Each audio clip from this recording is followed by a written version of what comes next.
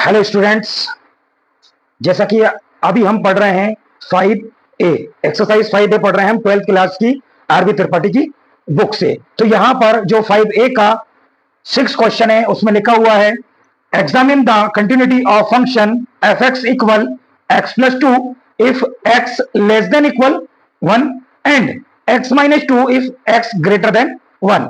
इस तरह से जब भी आपको फंक्शन दिया जाता है इसका मतलब यह होता है कि x इक्वल टू 1 के लिए और 1 से छोटी x की जो भी वैल्यू है उनके लिए आप ये फंक्शन यूज करेंगे, और जो 1 से बड़ी वैल्यूज हैं x की उनके लिए ये फंक्शन यूज करेंगे। मैं आपको पहले बता चुका हूं, जिनको याद है वो ठीक है, नहीं तो एक बार मैं फिर से बता रहा हूं कि x इक्वल टू 1 लेते हैं, 1 से छोटी वैल्यू के लिए LHL निकलता है और 1 से बड़ी वैल्यू के लिए RHL निकलता है।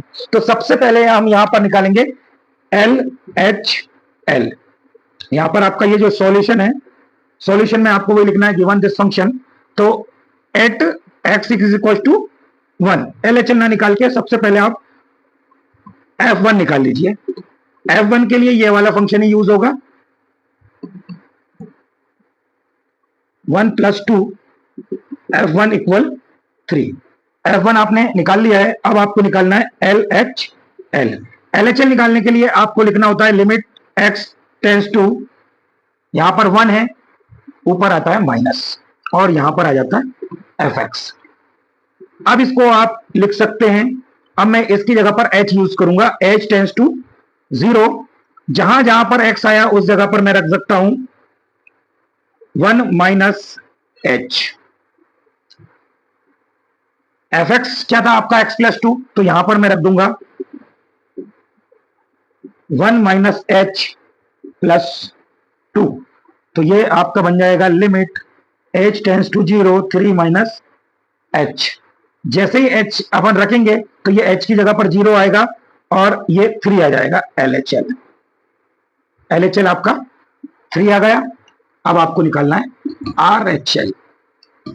RHL निकालने के लिए आपको क्या लिखना है, limit x tends to 1 plus, यहां पर 1 माइनस इसलिए लिया था क्योंकि negative number left hand side होते हैं और positive number right hand side होती है, इसलिए ये 1 प्लस लिया है fx। यहां पर आपको क्या करना है, जैसे ही आप इसको h में चेंज करेंगे, h tends to 0 f 1 minus 1 plus h, जहां जहां पर x है उस जगह पर आप 1 प्लस h करेंगे, ये वाला फंक्शन यूज होगा राइट हैंड लिमिट के लिए क्योंकि 1 से बड़े के लिए। तो यहां पर 1 plus h minus 2 limit h tends to 0 1 plus h minus 2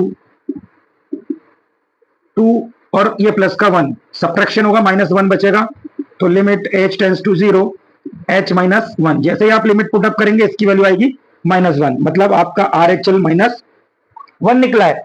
अब इसके लिए कंडीशन होती है अगर LHL इक्वल RHL इक्वल जो भी फंक्शन है उस पॉइंट पर उसकी वैल्यू, अगर ये तीनों आपस में इक्वल होते हैं तो ही फंक्शन कंटिन्यूअस होता है, अदरवाइज वो डिसकंटिन्यूअस रहेगा। तो यहां पर देखिए LHL 3 निकला है और RHL माइनस 1 निकला है, तो LHL और RHL इक्वल नहीं है, so it is not a continuous function, it is a discontinuous function.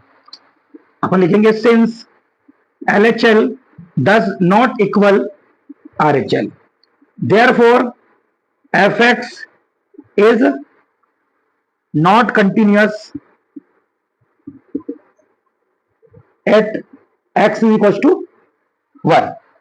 x is equals to 1 पर ये कंटिन्यूअस नहीं है। ये क्लियर हो गया है आपका कि ये डिसकंटिन्यूअस फंक्शन है, बट उसने पूछा था कंटिन्यूटी तो हमने बता दिया कि इट इज नॉट कंटिन्यूअस।